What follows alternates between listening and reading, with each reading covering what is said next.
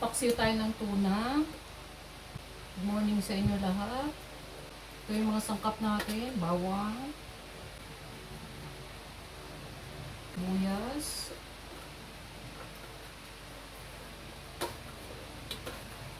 Buyas na Bombay. Ayan, mas maraming sahog. Mas malasa ang ating paksiw, ang ating mga niluluto. Tapos ito ilalagay ko rin yung spring onion na tira ko. Lagyan natin ng 2 sili, haba. Tapos yung pampaasim natin, meron tayong kapipitas ko lang na kamyas sa aking maliit na garden.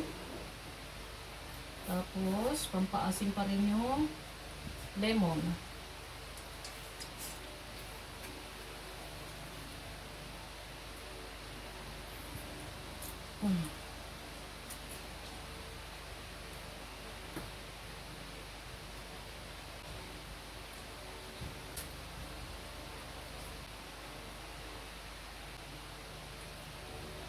Dalawa lang. Yan, 2 kutsara kasi malansa ang isda.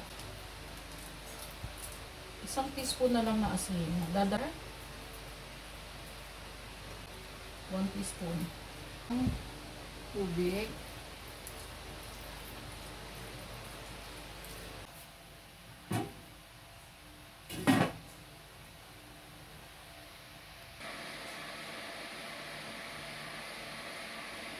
Tuna, medyo tatagalan natin ang luto kasi yung yung dugo niya, yung itim.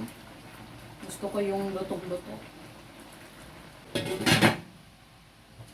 Reduce na yung sabaw. Luto na siya. Pwede na. Itong luto na.